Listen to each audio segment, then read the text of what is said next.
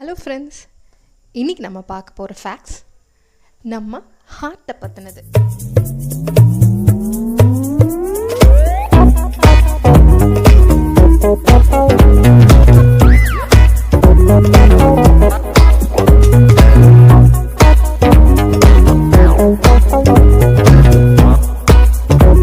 பல காலமாகவே ஹார்ட்டை பற்றி மக்கள் பலவிதமான புரிதலோடு இருந்திருக்காங்க. பிரெயின்றது ஒன்று இல்லவே இல்லை, அது இருந்தாலும் யூஸ்லெஸ், ஹார்ட் தான் எல்லாம் செய்யுது அப்படின்ற காலம் மாறி ஆயுர்வேதா எல்லாம் காலம்லாம் வந்ததுக்கப்புறம் அதில் சுஷ்ருதா என்ன சொல்லியிருக்காங்கன்னா, ஹிருதயம் சேத்தனாஸ்தானம், அதாவது ஃபீலிங்ஸ்க்காக மனசு இருக்கிற இடம் தான் ஹார்ட்டு, பிரெயின் ரீசனிங்காக அப்படியெல்லாம் சொல்லியிருக்காரு. பிளேட்டோவும் இதை ஆமோதிச்சிருக்காரு. நாம் இப்போ எல்லாருக்குமே கொடுக்குற ஹார்ட் சிம்பிள் இருக்கு இல்லையா, அது எப்படி வந்தது அப்படின்னு பார்த்தோம்னா, ட்ரெடிஷ்னலாக சில்ஃபியம் பிளான்ட்லேருந்து வந்திருக்கலாம் அப்படின்னு ஒரு சாரார் சொல்கிறாங்க.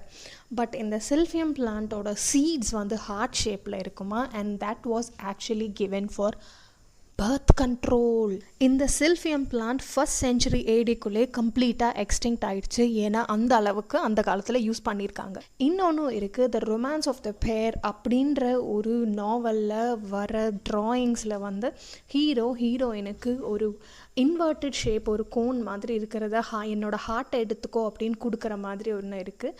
ஸோ அந்த இன்வெர்டடை பேரை திருப்பி வச்சாலும் it gives a shape of a heart அப்படின்னும் சொல்கிறாங்க. பட் தெளிவாக எதுன்னு தெரியல.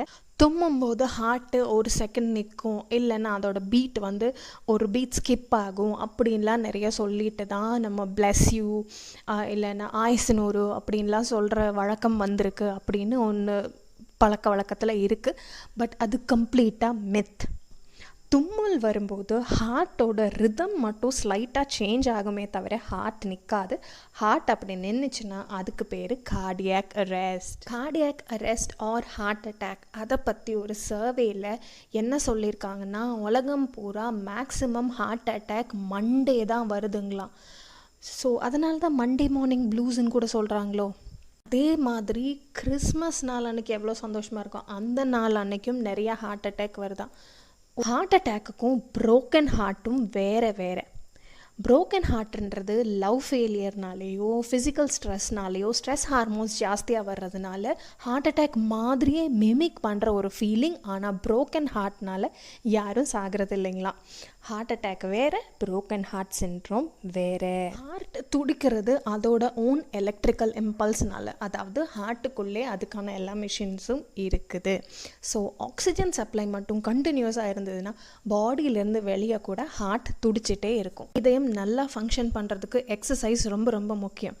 இது ஏன் சொல்கிறாங்கன்னா, எக்ஸசைஸ் பண்ணுறவங்க ரெஸ்ட்டில் இருக்கும்போது அவங்களோட heart rate 40 to 60 beats per minute தான் துடிக்கும்.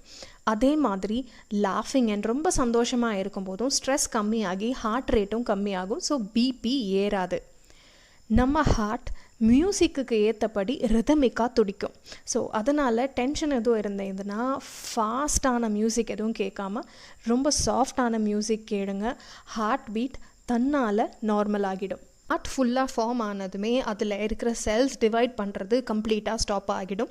ஸோ அதனால் ஹார்ட்டில் கேன்சர் வர்றது ரொம்ப ரேர். பட் வேறு இடத்துல இருக்கிற கேன்சர் வெரி ரேர்லி ஹார்ட்டுக்கு ஸ்ப்ரெட் ஆகும். அதோட மற்ற கேன்சருக்கு கொடுக்குற கீமோதெரப்பியும் ஹார்ட் டிஷ்யூஸை டேமேஜ் பண்ணும். அடுத்த வாரம் இதே மாதிரி இன்ட்ரெஸ்டிங்கான ஃபேக்ட்ஸோடு உங்களை சந்திக்கிறோம்.